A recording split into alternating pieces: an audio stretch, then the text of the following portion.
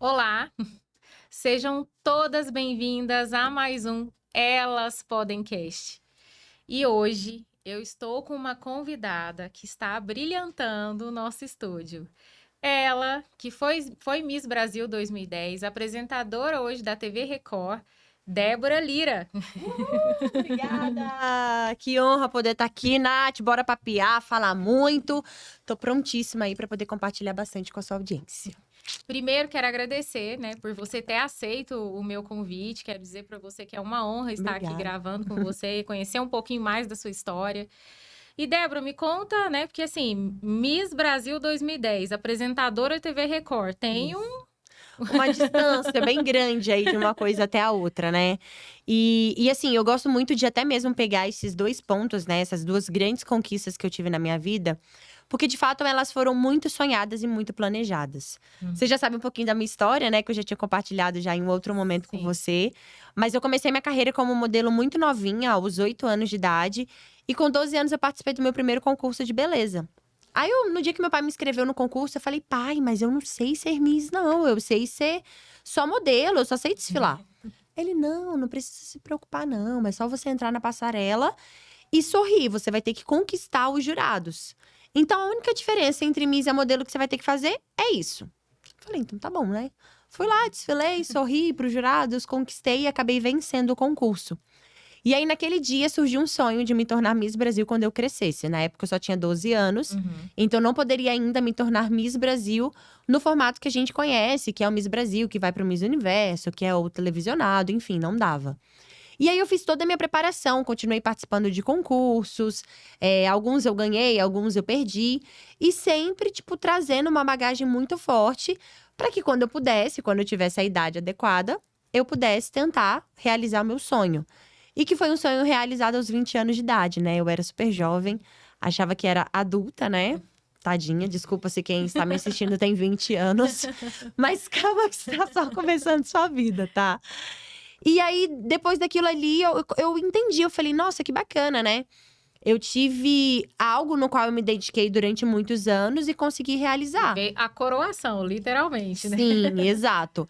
E aí eu falei, beleza, então eu entendi a matemática muito simples, o caminho do sucesso, que tudo aquilo que eu me dedico por um tempo adequado, eu consigo conquistar, eu consigo realizar. Então aquilo ali já foi um divisor muito grande, sabe, na minha vida. Porque eu sem sombra de dúvidas, quem me conhece, quem me acompanha nas redes sociais, sempre se assusta muito com a minha disciplina, sabe? Com a minha dedicação, de uma coisa que eu disse que eu vou fazer, eu faço, e eu não faço mal feito, eu faço muito bem feito, dentro das condições que eu tenho. Então, tudo na minha vida eu pautei muito, baseado nessa primeira grande vitória que eu tive na minha vida, que foi o Miss Brasil. Aí, Certo. depois do Miss Brasil, nasceu esse sonho de me tornar apresentadora. Eu tinha 20 anos na época, né? Então, eu fui atrás, fiz os cursos, tudo que eu precisava fazer. E foi um sonho que só foi conquistado 11 anos depois. Eu tô com 33 anos, mas eu só entrei na televisão aos 21 anos. Então, teve uma distância bem Então, mesmo grande. ali aos 20 anos, você já começou, iniciou a sua preparação no sentido de apresentadora. Já. E Você aí, já visualizava isso para você no sentido de sim. amadurecimento de carreira. Sim, eu já falava, eu já deixava isso muito explícito, porque vinha muito daquelas perguntas, né? Ah, beleza. Depois que você passar do título, o que que você vai fazer da sua vida? E aí eu falava, eu tenho o sonho de me tornar apresentadora, que foi um sonho que só foi concretizado depois de eu me tornar Miss. Que eu comecei, né, a ter um contato maior com a televisão, comecei a participar muito de programas televisivos, me apaixonei muito pela televisão. Desde então eu já era muito comunicadora, Já né? havia ali um contato, só que do outro lado. Sim, e aí eu falava, depois que tudo isso passar, eu quero ingressar dentro dessa profissão de me tornar apresentadora. E aí fiz o curso, morava em São Paulo, as portas já iam se abrir. Só que aí várias coisas vão acontecendo, alguns percalços nesse meio caminho. Mas graças a Deus, né, esse sonho acabou se concretizando, se tornando realidade. E no finalzinho de 2020, né, vai fazer 2 anos já que eu tô na Record. Maravilha. De novembro faz. Mas me explica, você falou sobre essa parte da preparação em relação a ser Miss. Uhum. O que envolve a preparação para uma Miss? Assim, me explica um pouco desse universo, né? Porque as pessoas acham, inclusive, que é muito simples. Sei. Mas eu sei que de simples não tem nada. Não. como você falou, envolve muita disciplina e existe Sim. um treinamento, né? Você Sim. realmente se prepara para aquilo. Me fala um pouco disso, como E que é? assim, não é. É porque às vezes quando as pessoas pensam, ela é Miss, a pessoa acha que ela só foi eleita por conta da beleza, né? Por conta ali do rostinho, que é bonito, o cabelo que é maravilhoso, a altura, a menina é magra, não tem nenhuma celulite. E não é só isso. Porque uma vez que você recebe ali o título de Miss, seja da sua cidade, do seu estado ou do seu país, você se torna representante. Tudo bem que é representante estética, né? A representante da beleza, mas você se torna uma porta-voz. Então, uma vez que eu fui eleita Miss Brasil, eu me tornei a porta-voz do Brasil no exterior. Então, quando eu participei do Miss Universo, eu precisava compartilhar com as pessoas quais são os benefícios que existem no país, como que é o meu país. As pessoas que nunca tiveram oportunidade de vir para cá, o que que eu, enquanto porta-voz, enquanto representante da minha nação, eu tenho de positivo a compartilhar sobre isso. E aí, claro, né, conta a questão estética, óbvio, né, gente, é um concurso de beleza. Sim. Mas conta muito também essa parte da comunicação, a desenvoltura não só dentro da passarela, mas através dos bastidores, nas entrevistas. Eu não sei como que é hoje em dia, mas no meu ano era muito importante você ter a segunda língua, Ia que te é o perguntar isso inglês. agora, se Sim. é necessário. Assim, eles não colocam como uma regra obrigatória, mas é Mas algo é que chama. importante. Sim, chama muita atenção, né? Quando me jogaram lá no Miss Universo, você não tem o apoio da assessoria aqui do Brasil. Você tá ali, você com você mesma. Não dá pra ligar pro meu pai e pedir ajuda, não dá pra ligar pro meu empresário e pedir ajuda.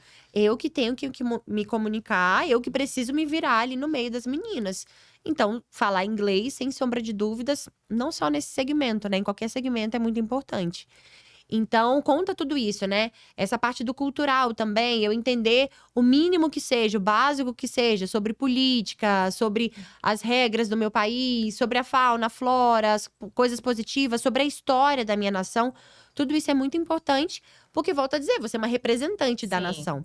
Então, é muito importante você poder estar levando isso, né? Essa parte positiva, não só para outro país, né? Como eu disse, quando você se torna Miss da sua cidade, o que você tem de importante, de bacana para poder compartilhar sobre a sua cidade no concurso estadual? Quando você se torna Miss do seu estado, o que você tem de positivo para compartilhar com as pessoas? Então, é um porta-voz, assim, em resumo é isso. É você se tornar porta-voz. É um lado que a gente não para muito para pensar, que é Não. realmente, igual você falou, na visão leiga, é um concurso de beleza que analisa beleza, e não é bem assim. Não, não é só assim. E o que passou na sua cabeça, assim, quando você se viu ali, aquela menina que aos 12 anos, né, participou de um primeiro desfile, que até então o pai falou, né, sobre isso, você falou, não, mas eu não sei, e aí, enfim, foi gerando no seu coração, esse sonho foi crescendo, e você se vê ali representando o Brasil no Miss Universo, né? O que passa na cabeça no momento, tipo, houve algum momento até mesmo de você olhar e achar que aquilo era grande demais, ou você já tinha se preparado mentalmente para isso? Assim, hoje em dia, que a gente tem muito dessa parte, né, dos estudos, da parte da teoria e da parte prática, eu consigo ver que o fato de eu ter me preparado, por ter sonhado, não estruturado ali da forma que eu faria hoje em dia, mas o fato, sim, de eu ter sonhado e já visualizado aquele momento, facilitou muito para que eu tivesse um controle emocional muito melhor. Só que eu me preparei muito pro Miss Brasil, eu não tinha me preparado pro Miss Universo. E no Miss Universo eu passei por alguns percalços na vida. Conte-nos tudo. Entendeu? De tipo assim, de briga com a organização, porque queriam que eu usasse um traje típico e eu disse que eu não ia usar. Enfim, de algumas tretas que eu tive, sabe? E que agradeço até por eu ter uma estrutura muito boa, tanto familiar quanto psicológica, que me ajudaram a não me abalar naquele momento. Quando eu voltei do concurso do Miss Universo, eu tinha sido despejada do apartamento que eu morava, que era a organização que bancava, por eu não ter usado o traje que eles pediram pra usar. Então eu tive Meu muitos problemas durante o meu reinado, muitos problemas. E pensa, né, uma menina, gente, volto a dizer, uma Sim. menina de 20 anos. 20 anos de idade. Chegar... Pra mim é uma menina. Até porque você estava ali, como se diz, o Miss Brasil já era um desafio muito grande Sim. para você. E aí vem depois o Miss Universo, que é um maior ainda. Aham. E você, após passar isso, você chega no Brasil né? E tudo que a gente quer quando você passa por uma situação dessa, você quer, né? Ter sua casa, Sim. você quer encontrar um pouco de estabilidade, você chega aqui e estava sendo despejada. Exatamente. Foi bem desafiador, assim, essa fase. Mas eu pego muito também como uma experiência que eu tive que me Sim. ensinou muito, né? Sim. Eu vejo que na vida a gente nunca perde, ou a gente ganha Não. ou a gente aprende. Então eu levei muito isso, sabe? De ter vivido aquela experiência, por mais que eu fosse muito jovem, falar, beleza, vamos tirar algum aprendizado daqui. E vida que segue, bola pra frente. E então, assim, eu tinha me preparado muito pro Miss Brasil, mas não tinha me preparado pro Miss Universo. Tanto que eu não me classifiquei no Miss Universo. Mas isso não me abalou, porque o meu foco, o meu maior sonho, Era não Miss era o Brasil. universo, era o Brasil. Uhum. Óbvio que eu, como uma grande responsabilidade, porta-voz, embaixatriz ali, embaixadora da nação, eu ia fazer o meu melhor, eu ia representar a minha nação. Mas eu não tinha ido lá pra ganhar, não era o que tava na minha cabeça. Uhum. Mas foi uma experiência muito boa também, eu adorei ter participado.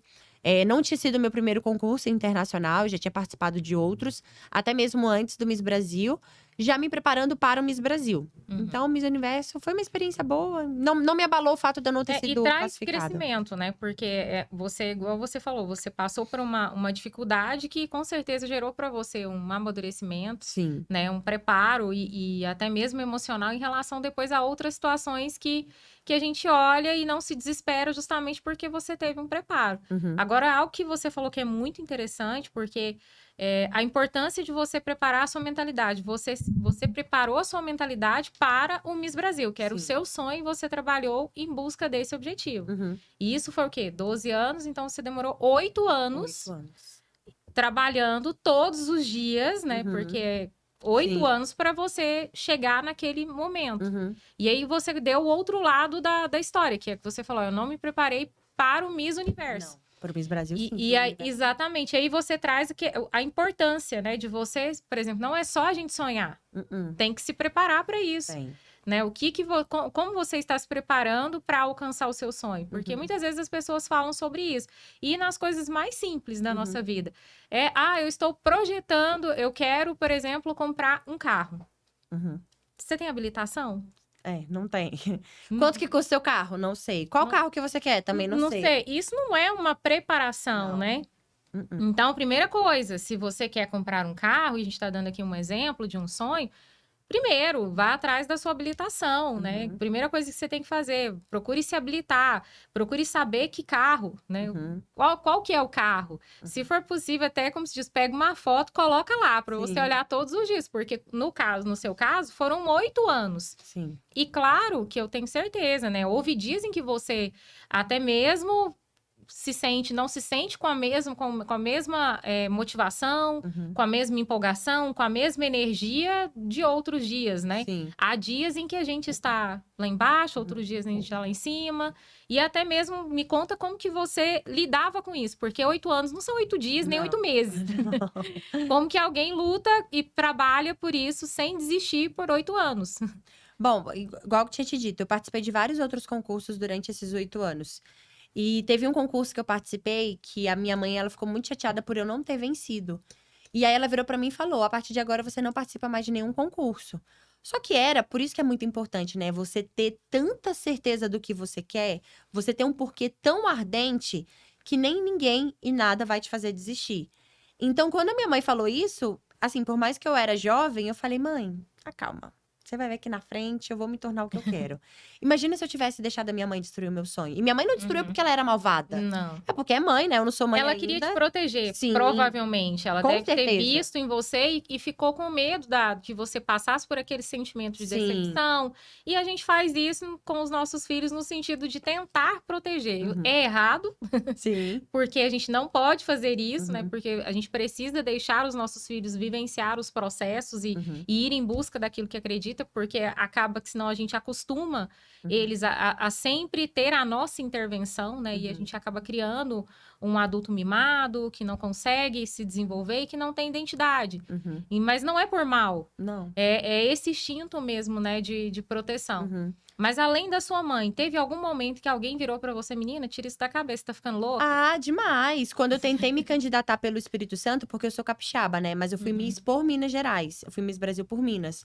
Quando eu tentei fazer minha inscrição, o coordenador da época disse que eu não tinha biotipo para ser Miss e que eu não ia poder fazer minha inscrição. Mais uma vez, imagina se eu tivesse desistido do meu sonho. Tivesse saído de lá e falado, Se você tivesse dado ouvidos para céu. aquilo, né? Eu até me lembro porque quem foi esse dia tentar fazer inscrição comigo foi meu pai.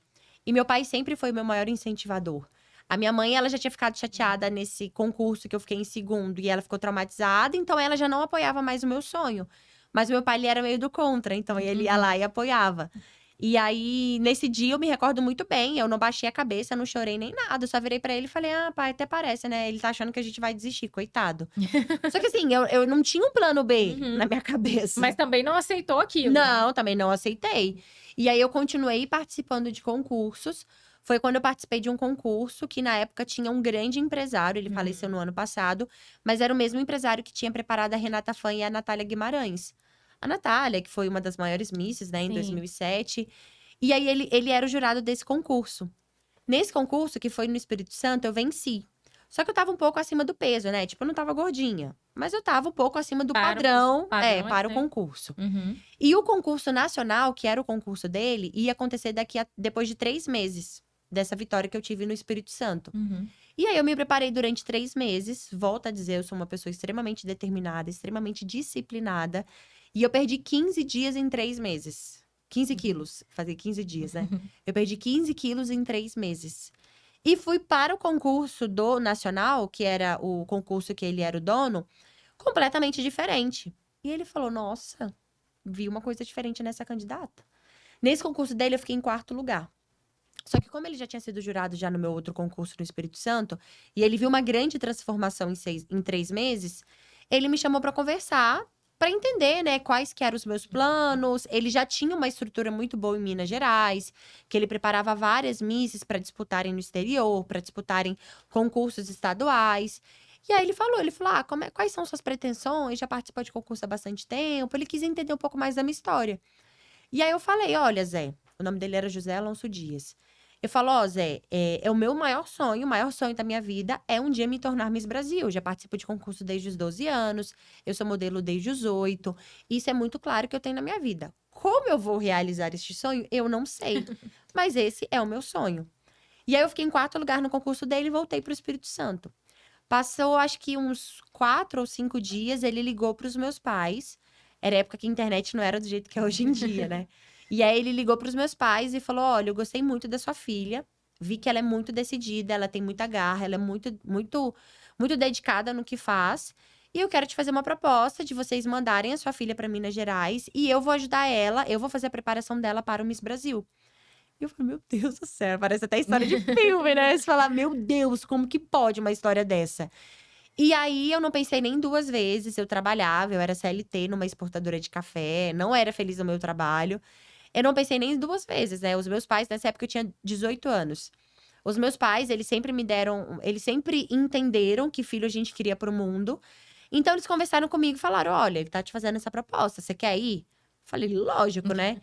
Pedi demissão no trabalho e fui para Minas Gerais. Não pensou 2 Não vezes pensei 2 vezes. em se jogar Sim. mesmo. Eu falo que medo, acho que sempre passou alguma situação na sua cabeça em relação, meu Deus, mas será que vai mesmo? E como que eu vou fazer? E eu vou deixar esse emprego aqui e o que vai ser depois? Eu já não tive. O meu problema é colocar medo e malícia nas coisas. Eu vivo muito, tipo, na Alice no País das Maravilhas. Eu sou tão positiva que às vezes eu chego a ser uma boba alegre. Eu nunca, tipo, fui pra Minas assim, eu não tive medo de pedir demissão, eu não tive medo de se der errado eu volto pra trás, eu não tive nada disso. Você se jogou mesmo. E aí, é por isso que às vezes tá o problema, né? Porque você não pode ser os extremos. Você não pode Sim. ter muito medo, mas você também não pode ter 0 medo.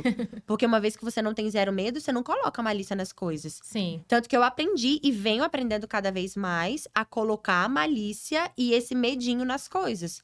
Porque senão, filha, eu vou me jogando. Vou me jogando, e vou me jogando, e vou me jogando. Vou sem medo mesmo. Então, eu não cheguei a ter esse medo de ir pra Minas Gerais. Até porque, assim, eu tinha uma… Ou, nesse caso, pode ser porque você tinha uma clareza tão grande Muito do que forte. você queria, né? Muito, Que já e estava, a fé, eu pensei… aquela chama estava tão viva no Sim. seu coração que você nem pensava em um Não. segundo cenário. E eu pensei na fé também. Eu falei, gente, se Deus plantou esse sonho no meu coração, qual que é a chance dessa oportunidade aparecer? Se tá aparecendo é porque é real. Então, vai dar tudo certo. Então, assim, volto a dizer, a clareza, sabe? O sonho, o planejamento, a dedicação todos os sinais me fizeram ter ainda mais certeza de que daria certo. E aí, às vezes, as pessoas falam, mas se você não tivesse ganhado o concurso? Eu tinha mais 3 oportunidades. Porque o concurso, né, não, volto a dizer, não sei como que é hoje em dia, mas no meu ano, se você não vence da primeira vez, você pode tentar depois de 2 anos. Intercalando os 2 anos, eu tinha mais 3 oportunidades. Eu poderia tentar 4 vezes na minha vida. E aí, se não der certo, aí paciência O também. que era fato pra você é que você não iria desistir de forma alguma. Não interessa se fosse na primeira, na segunda, na terceira, na quarta. Ou seja, você já tinha o cenário Inteiro planejado. planejado na sua cabeça, né? Já. E eu falava pra todo mundo, as pessoas, mas e se você não ganhar? Aí eu falava, tenta daqui a 2 anos. E se não ganhar de novo? Eu falei, tento, mas depois de 4 anos, né? Mais 2 anos. Então eu tinha isso muito claro. E aí sim, caso eu não vencesse nenhum dos 4 anos que eu tentei, beleza, vida que segue. Eu tentei. Eu não gosto de ficar com esse sentimento de e se eu tivesse feito? E se eu tivesse Eu tentado? acho que o e se é o que É péssimo. mais. Eu acho que é o que mais dói, assim, sabe? E isso eu tenho realmente. Se existe um medo que eu tenho, é do e se. Do e se.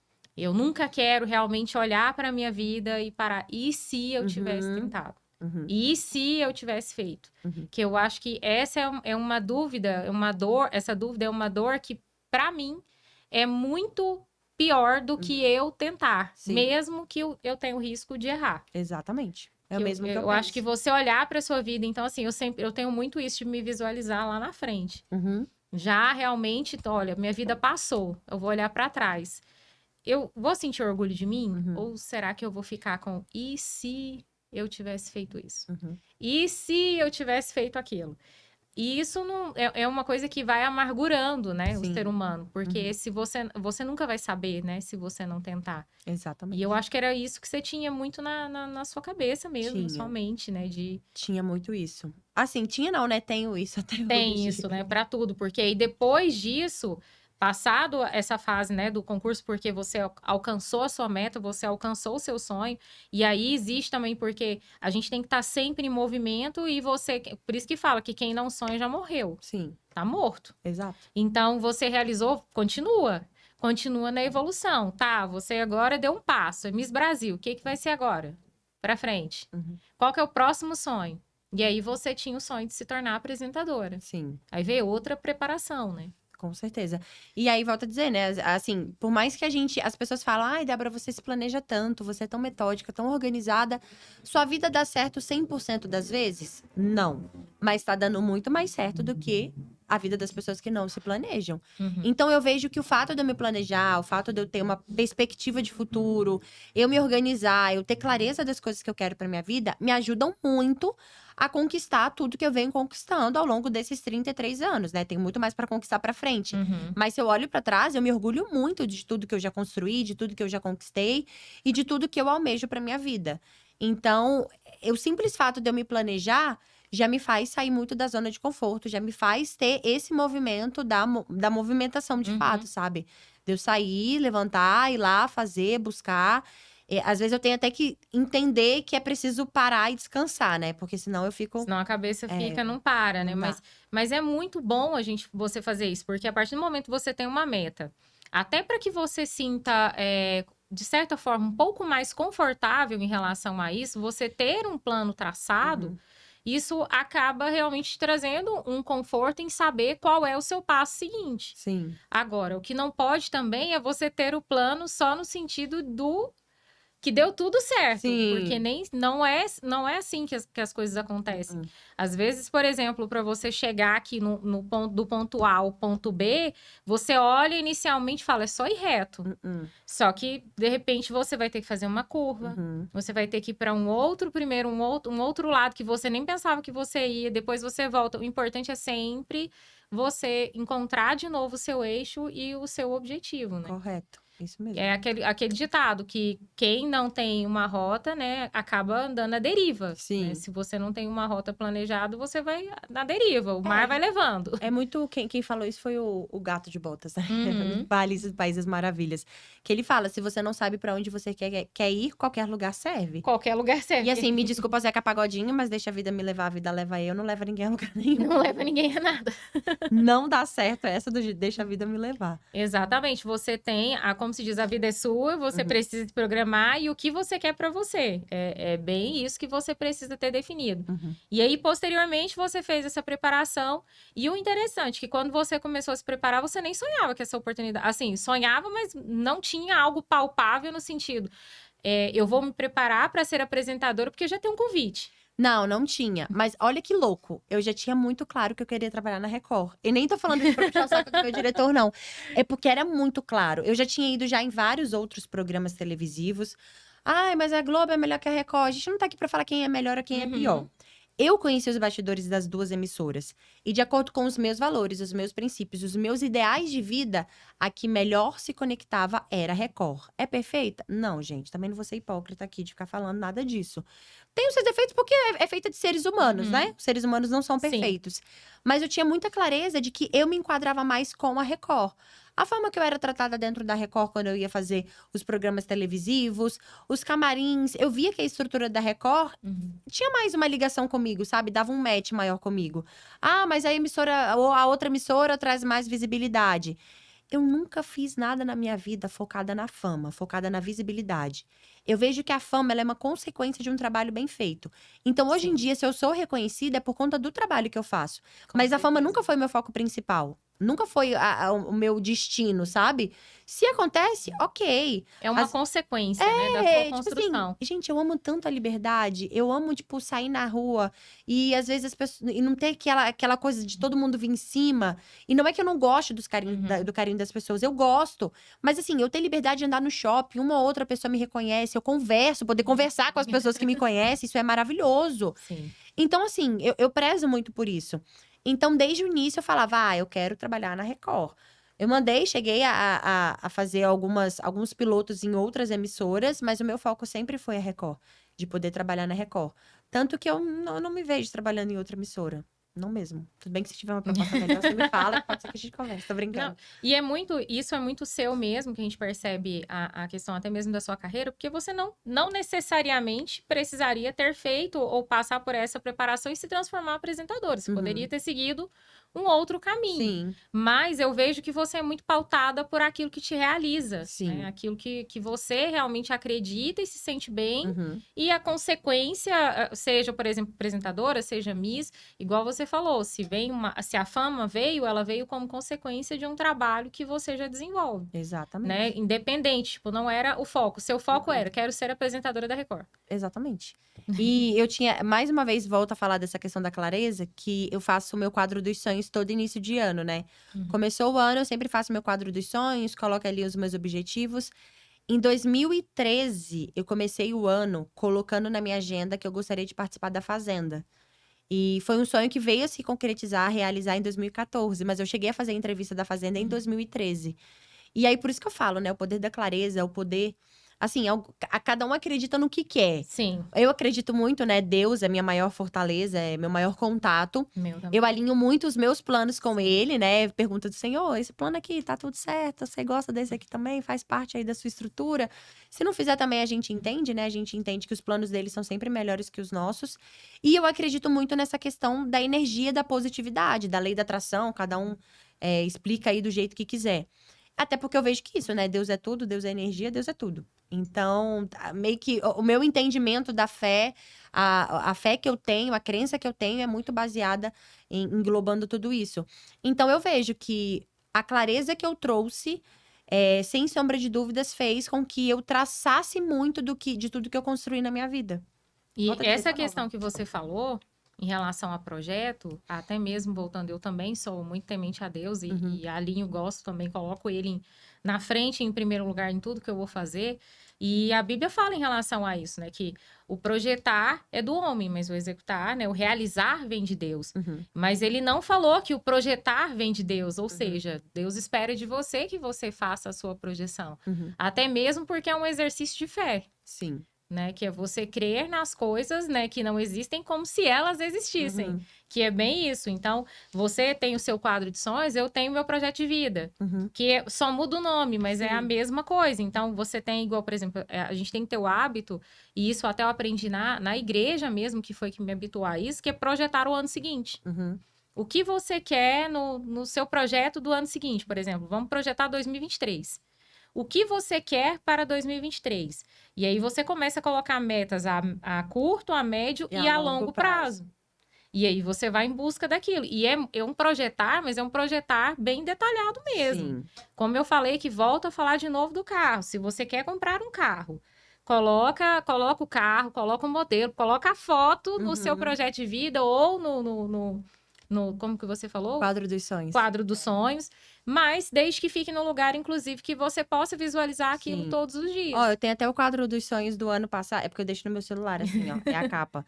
Mas eu tenho aqui porque eu fiz um álbum só de quadro dos sonhos. E eu tenho do ano passado, que remete muito de grandes coisas, assim, que eu conquistei, seja materiais ou não, que foi o casamento, que o casamento, na verdade, aconteceu esse ano, mas a gente se casou esse ano. O carro, eu comprei exatamente o carro que eu queria, exatamente o carro. Eu comecei o ano de 2021, né, no ano passado, falando, eu quero o carro tal, zero, branco do teto preto. O teto preto, na verdade, eu tive que dar uma mudada, porque para comprar o teto preto do jeito que eu queria, era 8 mil reais a mais. Eu falei, eu não vou pagar 8 mil reais a mais por causa de um teto preto.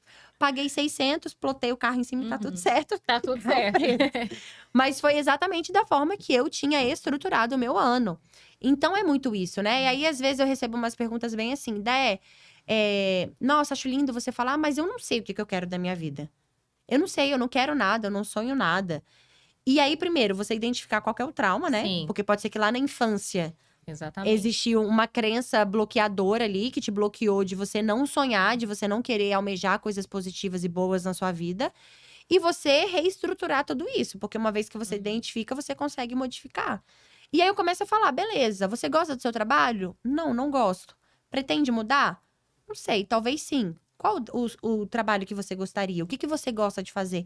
Ah, eu não gosto de fazer nada. Impossível que você não goste de fazer nada. Alguma coisa você gosta. Qual que é o seu talento? Qual que é o seu dom? Então, sempre instigando isso, porque daí já parte... E fazer esses questionamentos, Sim. né? Porque é um pouco desconfortável, inclusive, até mesmo porque as pessoas... É muito simples falar assim, nossa, mas eu não consigo. E aí, quando começa a se questionar, eu acho que até entra um pouco de psicologia, né? Você se auto-questionar, coloca-se os seus porquês. Como você falou, por que você tem dificuldade para sonhar? Né? Você gosta do seu trabalho? Não. Por quê? Por quê? Você quer mudar? Não sei. Por que você não sabe? E isso é muito desconfortável, Muito. né? Mas você precisa dessas respostas para ter clareza de onde você quer chegar, não tem jeito. Exatamente. É assim, é meio que você criar ali o seu mapa de vida, né? Exatamente. É igual um mapa que se abre ali do Waze. Pra você ir daqui até São Paulo, geralmente os homens sabem mais porque eles têm uma noção geográfica muito melhor, né? Eu não sei o que acontece. Eu também não sei o que acontece, não. Acho que já nasceu instalado neles. Algum Mas drive ó, diferente. você me perguntar aqui, eu não sei onde tá o norte, o sul, leste e oeste. Eu sabia quando eu morava no Espírito Santo porque eu olhava pra praia. Mas aqui eu não sei onde tá norte, sul, leste e oeste. E os homens não. Você fala, vai daqui até São Paulo, pode ser que eles consigam. Mas, assim, a maioria das pessoas vai precisar o quê? Colocar no GPS. Sim. É justamente esse trajeto que o planejamento de vida, né, ele te ajuda. E colocar no GPS traz conforto, né? Com O GPS, certeza. que é bem isso que nós estamos falando, né? Praticamente criar o nosso GPS, criar o nosso... Só com o GPS da sua vida. Sim. E isso vai te trazer um conforto. Se eu disser para você, por exemplo, em algum lugar que você nunca foi dirigindo, qualquer estado, falar, Débora, então, você tem que pegar o carro agora e ir até tal estado. Ah, mas eu nunca fui. Se eu não te der um mapa, você vai se sentir completamente desconfortável daqui até lá. Perdida, talvez até nem vá. Sim, estressada. Exatamente. Ou talvez vai encontrar um outro lugar no meio do caminho e vai parar e ficar por ali mesmo. Mas se eu te der o mapa exatamente de onde você tem que chegar, o que vai acontecer nesse percurso, qual o tempo médio que você vai levar, ou seja, aquilo que está ao meu alcance calcular, com certeza você vai tranquila. Com certeza. Exatamente. E é muito isso. Eu vejo que as pessoas... falta muito também disso, né? Essa parte do autoconhecimento. Sim. Infelizmente, a gente está passando por uma geração que foi muito pautada em crenças limitantes, né? Na adolescência, na infância. E a gente vê que tá tendo, sim, uma geração muito doente. Não só questão de ansiedade ou depressão. Também não tô aqui para falar porque eu não sou especialista. Mas estudo muito também sobre essa parte da neurociência, do desenvolvimento humano. E a gente vê... para mim, assim, o pilar de tudo é a falta do autoconhecimento. Pessoas que estão entrando aí na rodinha, na corrida dos ratos, vivendo de uma forma muito automática na vida, não se conhecendo e levando uma vida completamente frustrada. Muito Exatamente. frustrante, seja dentro do seu profissional, do seu pessoal, do seu amoroso. E quando a pessoa olha pra trás, a vida passou, o que que ela fez da vida dela? É igual eu falei, aí vem os e se's, né? É. Tipo, E e se se? eu tivesse feito, enfim, e aí pode ser tarde demais, Uhum, né? Porque já passou. uhum, Então, eu acho que é muito a pessoa olhar e esse tipo de conteúdo que nós estamos, né, colocando aqui hoje, eu trazer você e trazer a sua história. Quando eu trago esse tipo de história, quando eu venho com uma convidada aqui, a ideia é realmente que a pessoa que está assistindo, a mulher que está assistindo, que ela tenha essa virada de chave, uhum, sabe? Então, assim, se eu puder salvar uma que acorde hoje para se planejar, para ver que ela pode sim alcançar, que tudo é uma questão de construção. Existe um processo, esse processo não é fácil para ninguém, não é porque é a Débora ou porque é a Natália. uhum. Cada uma tem a sua dificuldade e a sua luta, mas existe um caminho, uma forma de se alcançar, né? Desde que você se programe, que você tenha e busque autoconhecimento, eu acho que isso é libertador. Libertador, gente. Libertador, Se as porque pessoas tivessem ideia da importância que é algo primordial, né? Você se conhecer, você entender sim, sobre suas emoções, seus sentimentos, o que você quer da sua vida, você ter mais voz dentro da sua vida. Ah, graças a Deus, a gente está tendo uma libertação muito grande das mulheres de se posicionarem mais no mercado, de terem mais clareza, de terem mais voz. uhum, Apesar de que a gente ainda precisa percorrer um caminho bem extenso. sim, Mas tá mudando, né? tá mudando. O início já foi dado já. Já existe alguns conteúdos, algumas mulheres que, inclusive, a gente pode realmente olhar e começar a aprender, a explorar esse lado que muitas vezes está adormecido ali. Uhum, Então, a questão do autoconhecimento, como você falou, o gerenciamento de emoções mesmo, você saber gerenciar as suas emoções. Ninguém acorda feliz todo dia. uhum, Vai ter dias em que você não vai querer simplesmente não levantar. uhum, Você não vai querer fazer. Mas você tem que encontrar um motivo que faça você alcançar e não desistir e não ficar na cama, uhum, né? Você lutar contra aquilo e saber que aquilo acontece, mas existe uma forma de você reverter isso, é você se autoconhecer. uhum, Então, quais são as suas limitações? Eu bato muito nessa tecla, a individualidade. Não é que funcionou para você, vai funcionar para mim. uhum. Eu tenho uma outra criação, vivi outros, como se diz, um outro contexto familiar e você um contexto. Então, nós somos pessoas diferentes. Então, eu não posso basear a minha vida em cima da sua. Sim. E vice-versa. Uhum, Não vai dar certo. uhum, Então, o que você falou é muito importante, esse autoconhecimento. uhum. E agora vem uma pergunta. Diante dessa história, como se diz, de superação, essa Tudo. Porsche aí que vem atropelando tudo. Houve algum momento em que você realmente, assim, parou? Que eu sempre falo muito no sentido, né? Tem algo que eu falo que é que nós mulheres temos que ser imparáveis, Sim. né? Que sempre vai acontecer uma situação em que tende a querer fazer você parar. Uhum. E aí eu te pergunto, você em algum momento aconteceu alguma situação que te fez parar? Foi logo depois do Miss Brasil. Eu tinha passado minha faixa em julho. Acho que foi junho ou julho. E aí, em dezembro, eu sofri um grave acidente de carro. O meu ex-namorado estava dirigindo, ele perdeu a mãe dele que estava na parte de trás. E eu fiquei gravemente ferida também. Isso foi final de 2011, dia 27 de setembro Logo de após 2011. o 6 meses depois do Miss Brasil. 6 meses depois. E na época eu morava em São Paulo. Eu tinha tirado meu DRT, que é a carteirinha que a gente precisa para se tornar apresentadora, no dia 3 de dezembro de 2011. Ou seja, em janeiro eu já Nossa. ia começar em busca desse sonho que era de ingressar na TV, que era de me tornar apresentadora. E aí aconteceu isso, né? Por isso que eu falo, por mais que a gente se planeje, a gente precisa também ter esse jogo de cintura para entender que nem sempre, na verdade, a maioria das vezes, as coisas não vão sair 100% certinhas, sabe? Vai ter ali um imprevisto, alguma Uhum. coisa que você vai precisar remanejar a sua vida, replanejar, reestruturar. E foi exatamente o que aconteceu no final de 2011, quando eu sofri esse acidente. Na época eu morava em São Paulo, eu precisei voltar para o Espírito Santo.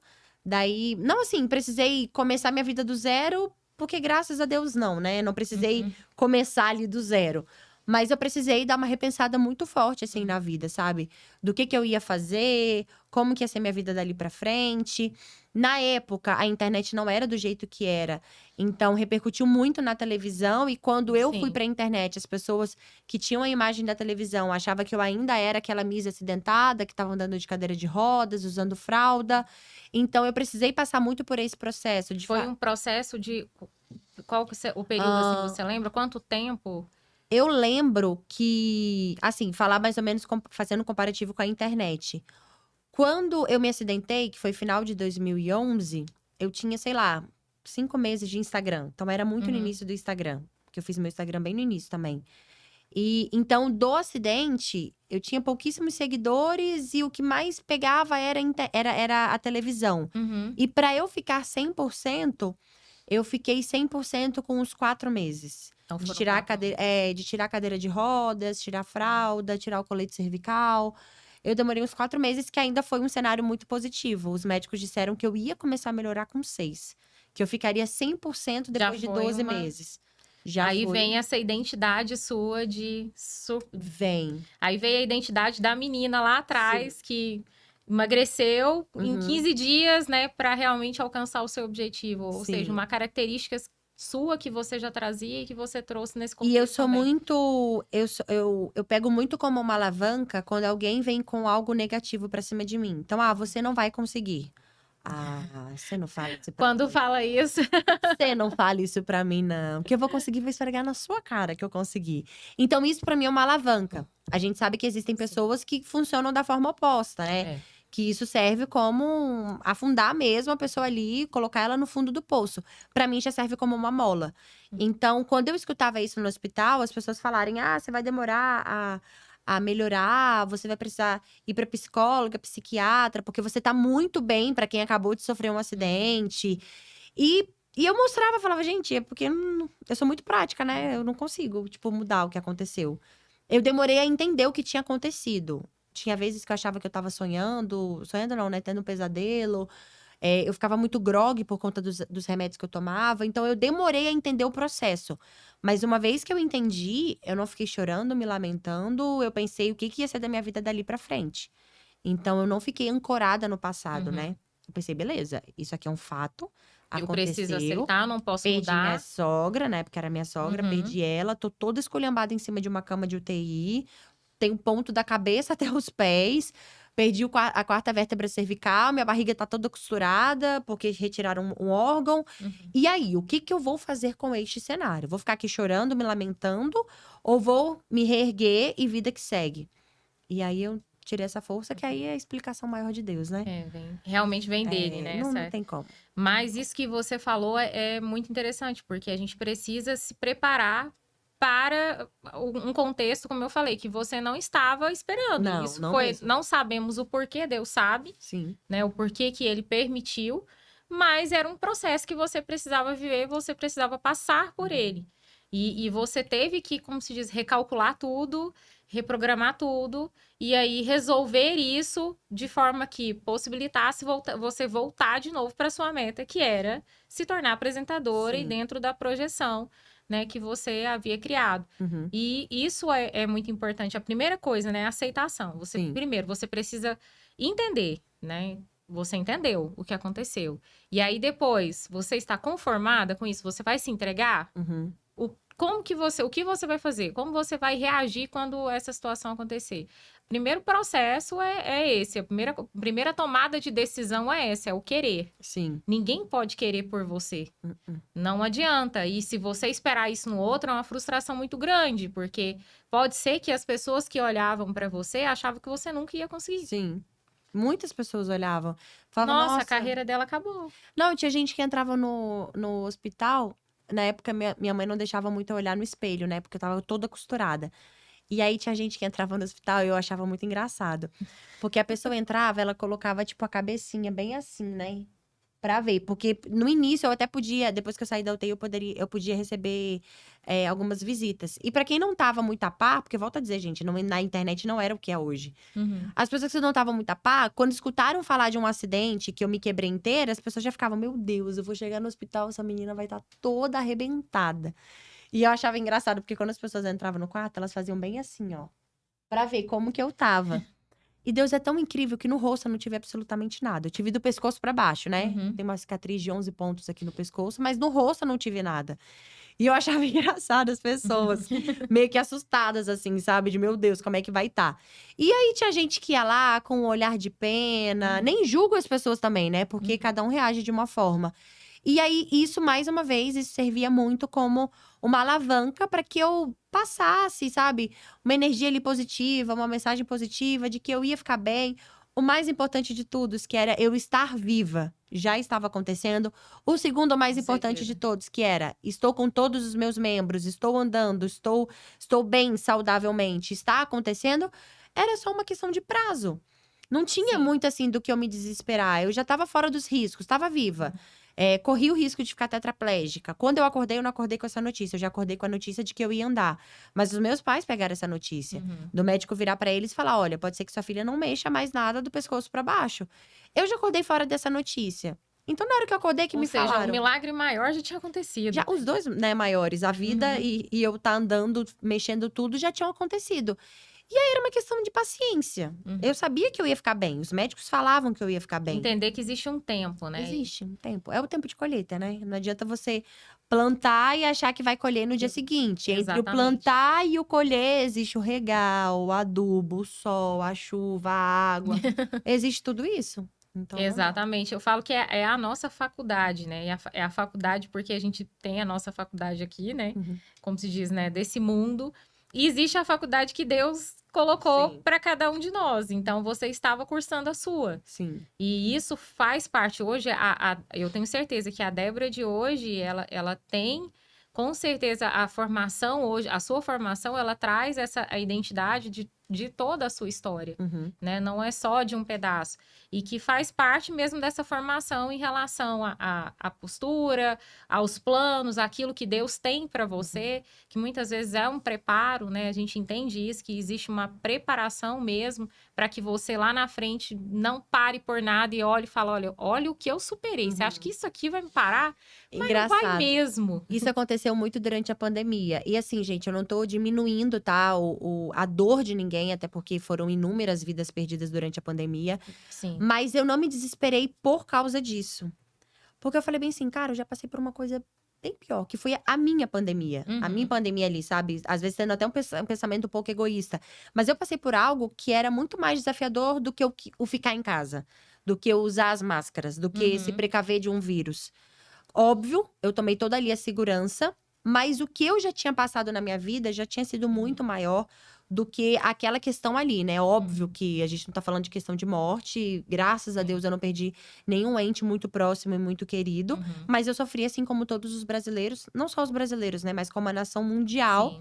Com as perdas que a gente teve. Mas eu pensei muito nisso. E aí as pessoas falavam, nossa, mas como que você tá positiva, levando a vida e tudo mais? Eu falei, gente, eu já passei por uma situação muito pior. Então, isso me ajudou muito a não deixar, tipo, outras coisas, sabe, se sobressaírem dessa grande dor que eu tive no passado. E eu acredito que a gente potencializa muito, sabe? Assim, isso é uma coisa que a gente tem que corrigir, né? Assim, as pessoas tendem a, por exemplo, ver a situação da pandemia, já era péssimo. Sim. Se nós começarmos a realmente pensar que aquilo é péssimo todos os dias, é horrível, vai acabar e vai ser o fim, isso só vai crescendo. Sim. Então, o que eu coloco, a situação já tá ruim. Uhum. Isso você não pode mudar. O que você pode mudar? A forma como você vê as coisas. Exatamente. Né? A forma como você lida com aquilo. Então, e isso é para tudo, sabe? Em relação a nós mesmos. Assim, eu falo, em relação, por exemplo, eu tive uma situação de gestação de alto risco, Uhum. né? Do meu filho mais novo. E eu tinha ali 3 situações que é como se eu tivesse ganhado na Mega Sena 3 vezes. Uhum. De tão improvável que era aquilo de acontecer. Só a situação já era péssima. Se eu todos os dias, durante o período em que eu fiquei de repouso, eu fiquei de repouso por 7 meses, foi toda a gestação. Mas se todos os dias eu olhasse e falasse, todos os dias eu começasse a martirizar aquilo, a minha situação é muito ruim, né? Eu estou aqui agora num repouso absoluto. Meu filho corre um risco realmente de morte. Eu corro um risco de morte. Com certeza eu iria surtar. E sem contar que, volto a dizer, eu acredito muito nessa questão da energia. E isso era algo que você ia estar emanando não só pra você, mas pra criança também. Ele também. Então, o que eu fazia? Eu falava, não, eu não vou potencializar nada do que já está ruim. Isso eu não posso mudar. O que que eu posso mudar? A forma como eu vejo. Então eu começava, vai dar certo. Uhum. Não é. Aconteceu, mas se Deus está me permitindo, Ele me trouxe até aqui. Hoje é um dia em que eu tô bem, meu filho está vivo. Se Deus permitiu que ele ficasse vivo até hoje, Ele vai me trazer ele para os meus braços. Uhum. Então, isso é uma forma com que eu também acredito muito nisso, que até o seu corpo começa Sim. a reagir em cima disso. Com certeza. Então, Com certeza. eu entendo que não só o que eu estava passando para ele, mas eu estava mandando para o meu corpo o recado. Vamos reagir, gente. Não Bora. é o fim, bora. E para minha mente. Então, até mesmo muita gente pensava, nossa, a Natália vai entrar em depressão. Como que ela vai fazer? Nossa, ela vai surtar, porque ela é muito ativa e agora tem que ficar dentro de um quarto, tudo, né? Até a quantidade de banhos que eu tomava era calculada, né? Se eu podia ir, por exemplo, 2 vezes tomar banho. Então, às vezes, eu tinha que esperar o Bruno chegar para ele me ajudar. E você tinha que ficar em repouso absoluto, né? Repouso absoluto. Então, aquilo ali, eu falei, não, eu preciso trabalhar a minha mente. Como que eu trabalho isso? Entendendo que aquilo era um processo. Uhum. Eu sempre me via no final do processo. Sim. Sempre me via com o Felipe nos braços. E eu passando por aquilo e aquilo me fortalecendo. Então, eu sempre olhava no sentido, se Deus permitiu para que eu passasse por isso, algum motivo tem. Sim. Nem que seja para um dia eu servir de inspiração para alguém. Uhum. Superação, alguém olhar e falar assim, deu certo para ela, vai dar certo para mim. Sim.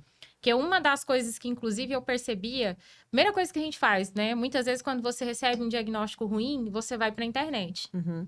É o nosso, né? A gente vai dar um Google. Vai dar um Google. Deixa eu entender aqui o que é. Faz isso com o exame? Exato. Esse dia eu fiz o exame de sangue, eu falei, pra ver a gestação. Eu falei, gente, não seria tão mais simples no exame, no resultado vir positivo ou negativo? Aí vem lá explicando bem assim, Um monte de taxa. acima de tal positiva. Aí eu tive que jogar no Google pra tentar entender se eu tava grávida ou se eu não tava.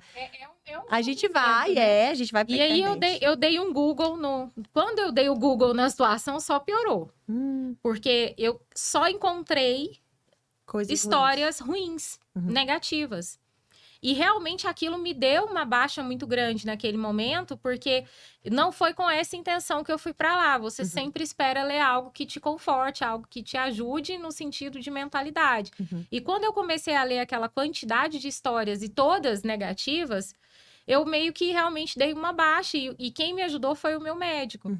Quando eu cheguei nele, eu falei assim, mas, né, eu sempre perguntava, e médico, ele é muito cuidadoso Sim. na hora de falar e te dá uma esperança em relação a uma situação, mas nesse dia eu acredito que ele foi diferente, porque quando eu conversei com ele, eu relatei justamente o que eu tinha visto, ele virou para mim e falou assim, Natália, vejo você lá no final do processo, a Natália com o Felipe nos braços, deu tudo certo, ele chamava ele de Filipão. Filipão nasceu bem, tá tudo certo, você tá bem, passou. Você vai lá na internet e colocar o seu depoimento de vitória? Oh, não vai. Verdade. Verdade. Quem dá certo não vai lá para contar. Uhum. Quando ele falou Faz isso, sentido. eu falei... Faz isso, sentido. faz um sentido. E nós temos o hábito, muitas vezes, de dar até mesmo um engajamento muito grande para histórias negativas. E muitas vezes quem vive uma história positiva, pouquíssimas pessoas vão lá contar. Compartilho. Para compartilhar. E hoje, você pode ver em relação a qualquer diagnóstico. Dificilmente, quando sai uma coisa ou outra, e aí até chama atenção, nossa, fulano tem uma história de superação e deu certo para ele. Então, eu realmente comecei a pensar dessa forma. Falei, não, realmente eu acho que dificilmente, a não ser que eu tenha um propósito voltado para isso, eu acho que é muito mais comum eu pegar o Felipe nos braços, vou viver a maternidade, vou contar isso com uma amiga, uma pessoa, vou falar isso para alguém, mas eu não vou expor isso num contexto, né, com a mesma intensidade do que quando, por exemplo, uma pessoa que tem um caso em que deu errado. E aí eu comecei a entender que realmente a gente não pode se levar pelo contexto, aquilo que você está visualizando, porque muitas vezes você pode estar tendo uma falsa sensação, né? E sendo influenciada. Sim. E a internet, ela mostra muito isso, né?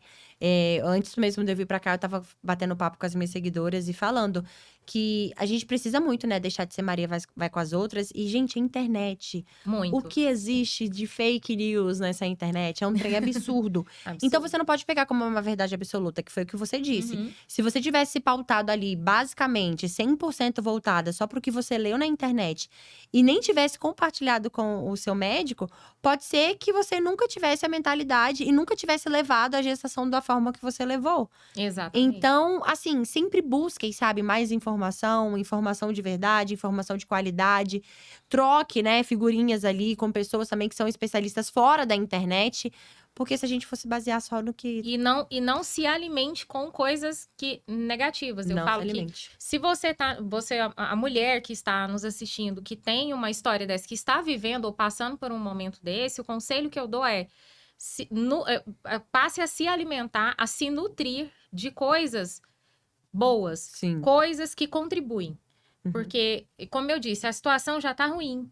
Se você começar a se alimentar de coisas ruins e só histórias ruins em que deu errado, consequentemente aquilo vai te fazer muito mal. Uhum. Você não vai encontrar forças até mesmo para entender, né? E até mesmo ir contra aquilo que os seus olhos estão vendo. Porque a gente é muito disso, a gente é muito, como se diz, é muito Tomé. Sim. Né? Uhum. Tem que pegar para crer e para acreditar. Então, a gente vive num mundo em que realmente você ter esse exercício de fé não é fácil. Né? Não é fácil você estar olhando para um diagnóstico e você vai olhar e falar, não, peraí, aqui nesse laudo tá dizendo isso, mas eu vou acreditar que não é isso que vai não acontecer. É isso. Uhum. Não tô dizendo aqui pra gente ser realmente, como se diz, pessoas, como é que eu vou dizer? Irrealistas, né? Tipo, exatamente, realistas. Também tirar ali a credibilidade dos médicos, Sim, né? Mas não. a gente entender que a nossa fé tá acima de tudo. Exatamente. De tudo mais. O que eu coloco? Você faz o que está ao seu alcance. O que estava ao meu alcance? Ir até a procurar na medicina o que poderia me ajudar. Tomar todos os medicamentos. Fazer o repouso que era recomendado. Mas realmente houve uma situação em que o meu médico mesmo falou, eu não posso te garantir que mesmo você fazendo o repouso, que mesmo você tomando todas as medicações, em que vai dar 100% certo, e que as coisas vão acontecer. Ele não colocava num contexto tão ruim, mas também não me dava um tão positivo, porque médico é assim, né? Então, eu sempre colocava isso. O que está ao meu alcance hoje? Isso. Isso, em relação à questão, eu fiz o que estava ao meu alcance, o que me foi pedido, fiz tudo o que me foi pedido. O restante, eu deixo com Deus.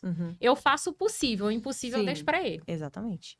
E tem que ser isso, né? A fé é muito isso. A gente ter, né, esse apego a Deus é entender exatamente isso. A gente faz o que tá no nosso controle dentro das condições que a gente tem.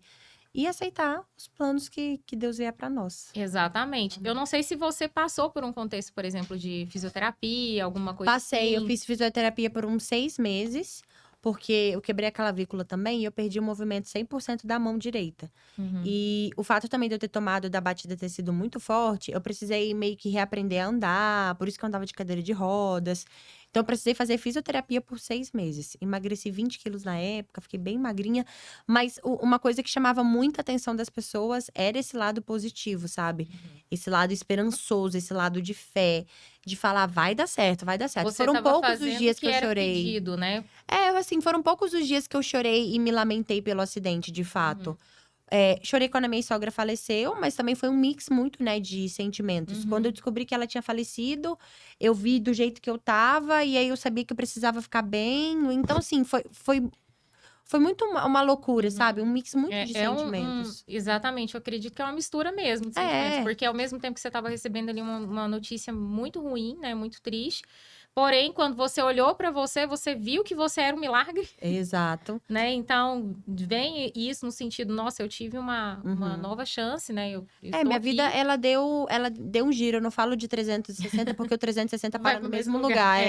Então, ela deu um giro, assim, de 180, sabe? Eu fiquei de cabeça para baixo mesmo. Aí, logo depois, um mês depois do acidente, eu terminei meu namoro, voltei a morar com os meus pais. Eu já não morava com meus pais desde quando eu tinha saído de casa aos 18 anos. Então, assim, foi muita informação para eu ter que chorar e me lamentar. Eu acho que eu não tive nem prazo para isso.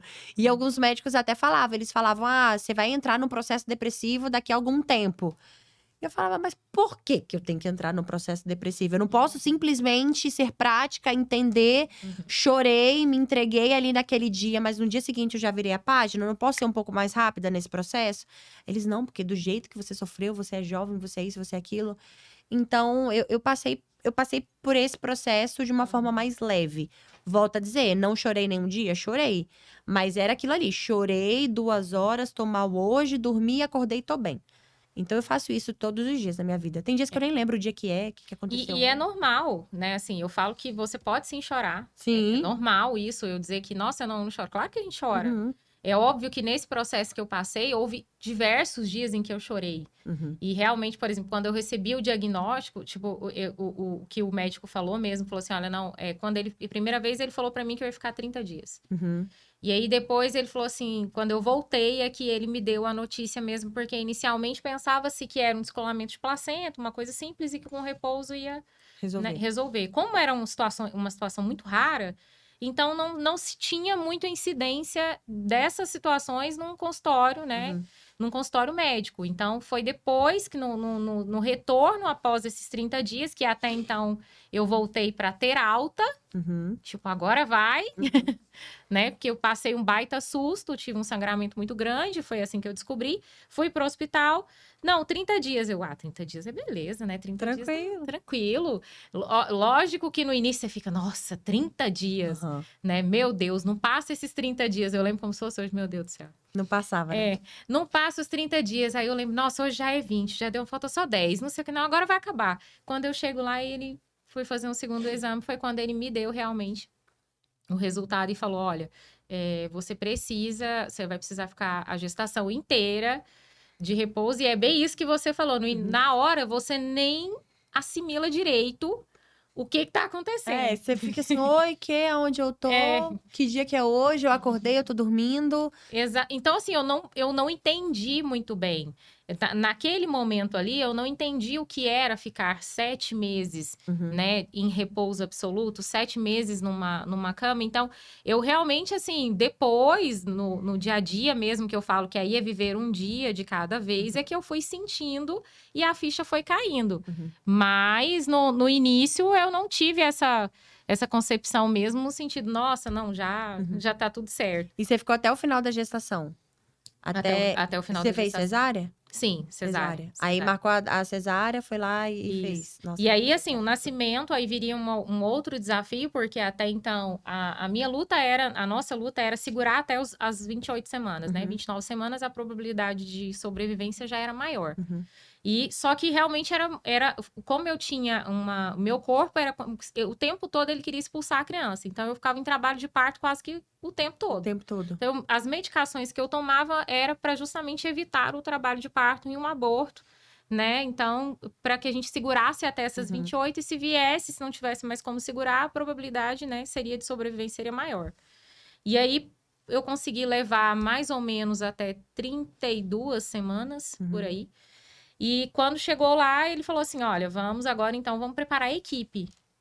Né? E eu sabia disso, eu sabia que minha luta ainda não tinha acabado, né? Tipo, eu tinha que passar por isso, mas viria uma outra etapa no sentido do nascimento.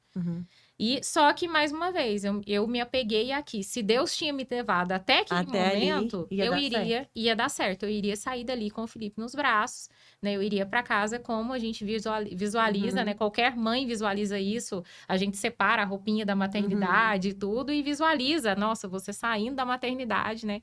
Com o bebê. E aí, quando eu cheguei, eu vi uma movimentação muito grande, já sabia disso, mas assim, o tempo todo do meu lado era a gente falando: olha, a gente precisa preparar a equipe médica e tal, o pediatra tal tá aí, tem que trazer mais não sei o quê, a UTI tá pronta, UTI neonatal e não sei mais o quê. Então, assim, só que o tempo todo, a enfermeira, eu te juro, a enfermeira tava aqui fazendo a reserva, perguntando se tava tudo certo, se a UTI do Felipe tava separada, não sei o quê, não sei o quê. Eu falava assim: ele não vai precisar. Não vai precisar. É exatamente ele não vai. isso. Não vai. Só que eu falava pra mim. Quieta, ninguém precisa escutar, não. Era dentro de mim o tempo todo. Então eu falava: ele não vai precisar, ele vai nascer bem, ele não vai precisar de intervenção nenhuma. Eu já tinha 2 filhos, né? Então eu falava: ele vai nascer, vai ser um nascimento tranquilo, igual o parto vai ser tranquilo, igual o do Fernando e da Giovana. E assim aconteceu. O Felipe não precisou de nenhuma intervenção. De nada. De nada, assim, de uma forma completamente O assustadora. risco era só nessa parte do parto. Sim. Aham. Ele tinha que nascer bem e respirar. Entendi. Porque a ideia era que se ele não tivesse nenhum tipo vamos dizer assim, uma complicação dentro ali de 30 minutos, 20 minutos, 10 minutos após o parto, então isso era um excelente sinal de que ele Sim. estaria bem, provavelmente eu iria com ele para casa. Amém. Tinha o peso, Aham. que tem que ter um peso específico, e pela quantidade também, pelo tempo da gestação, e até mesmo pela ultrassom, não se tinha uma certeza se ele iria nascer ou não no peso adequado para eu levar ele para casa. Mas, mais uma vez, o tempo todo eu ficava e vai dar certo. E deu assim, em questão, acho que foi 50 gramas acima. Olha, 32 semanas enquadra como prematuro ou não? Ou sim? Sim. Enquadra. Eu acho que é abaixo de 36? 30. Eu acho que tem uma, isso, abaixo de alguma coisa. Acho que é acima de 36 para frente já é tranquilo, já não se enquadra. E assim, foi tudo de uma forma sobrenatural. E eu fui vendo a mão de Deus em cada detalhe. Então, no parto, eu não tive nenhuma complicação. O Felipe nasceu super bem, respirou. O pediatra falava, gente, nós só vamos assistir essa criança. Porque a criança tá ótima, o Felipe tá ótimo. E uma das coisas que eu pedi foi que colocasse no centro cirúrgico um hino que eu escutava diariamente. Que lindo. Então, o Felipe nasceu, foi colocado. Ele nasceu eu ouvindo esse hino, que era uma coisa que eu aconselho. Então, quando eu estava ali no meu momento, que era só eu, e o que eu precisava superar, como eu disse, eu buscava me nutrir e me alimentar daquilo que me dava força. Exato. Então, eu tinha um hino específico que eu colocava para eu ouvir e eu chorava. Era onde eu chorava, era onde eu, como se diz, gritava, era onde eu pedia a Deus para me dar força, me ajudar quando eu não tinha. E esse mesmo hino foi colocado que legal. No parto. Então, eu nem sabia que dá para colocar música no parto. Dá. Que legal. Já tô aqui pensando. Meu médico permitiu, o doutor Ribeiro, se for com ele permite. Depois eu vou querer, porque eu tô nos planejamentos de engravidar, então já vou querer. Eu até pensei aqui, falei, nossa, quando eu for parir, eu vou querer fazer uma playlist, assim. Eu pedi, até assim, coloquei, aí eu levei a JBL no kit de maternidade, eu já tinha pedido, mas assim, foi super tranquilo, sabe? E foi assim, e quando eu comecei a escutar aquele hino, tudo aquilo que eu tinha mentalizado durante toda a gestação, eu entrei nesse universo. Então, eu realmente descansei e falei, vai ser exatamente como eu mentalizei, e Deus vai me dar a vitória. Porque, como eu disse, o projetar é seu, o realizar é dele. É dele. O possível eu já tinha feito, o impossível eu estava com ele. E foi algo sobrenatural, assim, que aconteceu. Amém. Que história linda! As nossas histórias, para você ver, são diferentes, né? Histórias de superação. Mas que trazem muito isso, né? A história de superação, que você falou. Exatamente. E a ideia do Elas Podem, né? Do Elas Podem Cast é justamente isso que nós estamos colocando aqui. É trazer histórias no sentido de… Reais, de situações em que foge muitas vezes do nosso controle, de certa forma, do plano que você traçou, mas que você pode sim, né, superar aquele obstáculo e ter realmente uma história de sucesso. E olha para você hoje. Está justamente aonde você imaginou, onde você sonhou. E eu tenho tanto mais, assim, para construir para frente. Por isso que eu falo, gente… Ainda vem muito, né? Muita coisa, assim, sabe? O fato de você sonhar, claro que não é apenas o sonhar, né? Porque o sonhar, ele fica muito naquele mundo da fantasia. Tipo, eu sonho… comprar uma mansão, uma beleza. Como que é a mansão, quantos quartos, o que é, como faz, como que vai pagar, como que isso, como que… Então, assim, são as pessoas, de fato, elas materializarem o sonho delas. E quando eu tô falando materializar, não é você transformar o seu sonho em algo material. É você ter clareza, é você estruturar. É você, de fato, trazer para algo mais palpável. Porque isso ajuda muito, sabe? Isso me faz muito ter essa motivação todos os dias. Quando não tenho, eu faço o mínimo que eu posso dentro das condições que eu tenho. Então, isso, sem sombra de dúvidas, me ajuda a sair muito dessa zona de conforto e estar sempre em movimento. E é literalmente isso, sair da zona de conforto. Porque não é fácil. Não é fácil, você planejou. A conquista é maravilhosa. Quando você chega lá, eu tenho certeza que o dia que você assinou o contrato com a Record, você falou, meu Deus, tá acontecendo? Foi maravilhoso. A princípio, eu tinha ido para ficar 4 meses só, né? Eu fui para cobrir a licença maternidade. E aí, eu até conversei com a antiga apresentadora e eu conversando com ela, eu falei: olha, eu não vou, meu intuito não é te tirar daqui. Você pode ficar tranquila que meu intuito é você continuar. Óbvio que eu não mando na empresa, mas você pode ter certeza que nos próximos 4 meses eu vou dar o meu melhor, porque eu pretendo continuar na emissora. Não quero tirar seu lugar, não vou tirar, até porque eu nem tenho poder pra isso, mas que esteja claro que você saiba que eu vou me dedicar da melhor forma. Foi super aceito. No final das contas, né, eu não sou a dona da Record, eu sou apenas funcionária, mas eles acharam melhor me deixar exatamente no mesmo programa que eu faço. Uhum. E eu continuei, mas eu já tinha clareza de que eu daria o meu melhor durante os 4 meses. Mas olha que legal isso, né? Porque quando apareceu, se fosse uma pessoa que você tinha uma clareza, Uhum. porém veio um pouquinho diferente. Veio uma oportunidade para você ficar 4 meses. Sim. Às vezes, a pessoa não consegue reconhecer isso, que aquilo é o degrau que você precisa para alcançar onde você deseja chegar. Uhum. Então, poderia se pensar, nossa, mas é só 4 meses? Não quero, não. Uhum. Vou procurar uma coisa realmente que eu tenha essa segurança e que eu comece ali, que eu tenha uma certeza que eu vou ficar já com um contrato já fechado 1 ano, 2 anos. Né? Mas você não pensou isso, você virou e falou, vou fazer disso uma oportunidade. Com certeza. E eu deixei muito claro também para quem fazia parte desse processo também, que era a antiga apresentadora.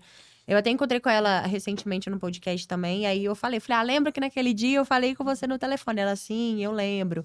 E aí aconteceu da forma que tinha que acontecer, né? E isso é ser transparente, sabe? Sim. Assim, eu acho que existe uma coisa que é colocada de forma completamente errada, que é essa coisa de que mulher tem que ficar competindo uma com a outra. Não, não tem nada disso. Sabe? De que, nossa, a mulher compete uma com a outra. Gente, não é bem assim. Não. Então, eu acho que nós temos que realmente começar a nos posicionar dessa forma. Você colocou o seu sonho de uma forma clara, limpa, objetiva, colocou o que você queria para você, mas sem prejudicar a outra e ela tendo consciência do que estava acontecendo. Existe espaço para todo mundo no mercado. Com certeza. Né? E assim, somos 2 grandes profissionais, sabe? E maduras também, mulheres maduras que super entenderam, sabe? Que ela não continuou no espaço, eu entrei, ela sabe que eu não tive absolutamente nada disso. Às vezes tem gente que vai azucrinar o ouvido dela, falar, puxa seu tapete. Gente, como que eu puxo o tapete de uma pessoa? E é uma coisa horrível, né? Porque eu não sei o que acontece e geralmente é uma outra mulher. A maioria das vezes. A maioria das vezes. Que vai, inclusive, colocar a outra contra você a troco de que não sabemos. Não sabemos. Porque ela quer ver briga, ela quer ver treta. Sabe? Eu vejo que é uma pessoa que é muito baseado na realidade dessa pessoa, né? Essa pessoa, ela já vive já esse cenário de intriga, de inveja, disso, daquilo. E ela acha que todas as outras pessoas passam exatamente pelo mesmo. Então, se ela vê que uma outra pessoa, né? Uma outra mulher, não está vivendo o mesmo, ela vai fazer essa pessoa viver o mesmo também. E é muito triste, né? Porque a gente fala muito, né? De uma sociedade, das mulheres se unirem, que nós temos muito poder. Mas como é que faz? Que tem umas que não estão querendo. É uma coisa meio complicada. Mas assim, eu sento aqui com diversas mulheres e isso é uma coisa comum entre elas. Que é essa questão de que, igual, teve uma situação mesmo em que eu tive aqui uma entrevistada e ela falava, ó, todas as vezes que eu sofri ataque na internet veio de uma mulher. Ah, mas 99,9% das vezes que eu sofro também vem de mulher. Esses dias eu recebi… Foi aqui no podcast que eu falei? De uma menina que eu recebi falando que eu era feia? Sim, no outro foi que nós aqui, foi no outro. E eu fiquei chocada. Eu falei, gente, como é que pode? Como é que… Assim, a vida da pessoa tá tão amargurada que ela quer destilar o ódio dela em cima das outras pessoas. Gratuito, né? É, gratuito. E às vezes tem gente… É muito raro. Muito raro não, assim, é difícil. Eu não tenho muitos haters. Mas eu já recebi mensagem que tinha tanto ódio carregado na mensagem, tanto ódio, que a única atitude que eu tive foi orar pela pessoa. Porque eu falei, gente, a vida dessa pessoa tá tão amargurada, porque eu não fiz absolutamente nada. Ou se eu fiz, até peço desculpas, né? Eu já tive mensagem já que a pessoa destilava tanto ódio que eu falei, olha, eu não sei o que eu fiz pra você, mas se eu fiz alguma coisa que você não gostou, eu te peço perdão. Porque as pessoas, elas estão a troco de nada, destilando ódio por pessoas que elas nem conhecem. Que elas vêm na internet, elas acham que elas conhecem, elas se sentem próximas. E elas estão ali vomitando coisas negativas. Sim. Então… E uma das coisas que eu acho que muda, né, esse comportamento é a forma como você recepciona. Então, é realmente… Parece clichê, mas não pagar o mal com o mal. Não mesmo. Não pagar o ódio com o ódio. Então, quando você tem uma reação, inclusive fora, né, do contexto, igual quando você falou que você foi pedir perdão para alguém que estava em teste te atacando gratuitamente, ou seja, você teria tudo para partir para cima da pessoa que eu nem conhecia. Exatamente. Então, só que isso é uma quebra de padrão. Porque quando isso acontece, espera-se que você devolva na mesma proporção e aquilo vá... Vire uma bagunça grande. Exatamente. Então, quando você vem com uma atitude de quebra de padrão, e nós aqui, quando nós falamos, né, que somos tementes a Deus e que Deus está à frente de tudo que nós estamos fazendo, nós não podemos nos permitir ter esse tipo de comportamento. Sim. Né? É ter realmente um caráter de Cristo. Falar, não vou retribuir da mesma forma, não sei o porquê, mas você tem o direito, né, de não revidar. Exatamente. Completamente. E É uma escolha. E é uma atitude sábia, né, na minha opinião. Exatamente. É uma atitude super sábia. Débora, foi maravilhoso. Gente, passa tão rápido. Olha isso, chocada. Acho que 1h e... Chocada, 1h10. 1h10, Meu verdade. Deus, eu achei que fosse dar uns 40 minutos.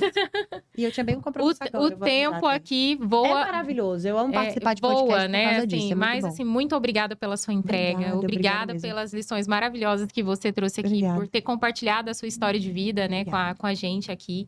E nós vamos colocar aqui o Instagram da Débora, tá? Quem ainda não segue, ela vai lá, segue, porque ela todos os dias, ela realmente... essa história de superação faz parte do lifestyle dela. É algo diário ali, a gente vê. Então, ela entrega um conteúdo muito bacana. E acompanhe também, né, o programa, o horário na TV Record. Faz aí a sua chamada. Na Record, a partir das 2h30, todos os dias ao vivo, gente. Então, conecta aí comigo, Record TV Goiás. Tô sempre bem assídua lá também no @DéboraMLira, no meu Instagram. É isso. Compartilhe esse vídeo, esse podcast com quem você acha que, né, que pode ter interesse em ouvir essa história, que precisa ouvir essa história. Curte e nos apoie nesse trabalho. Muito obrigada e até a próxima. Obrigada.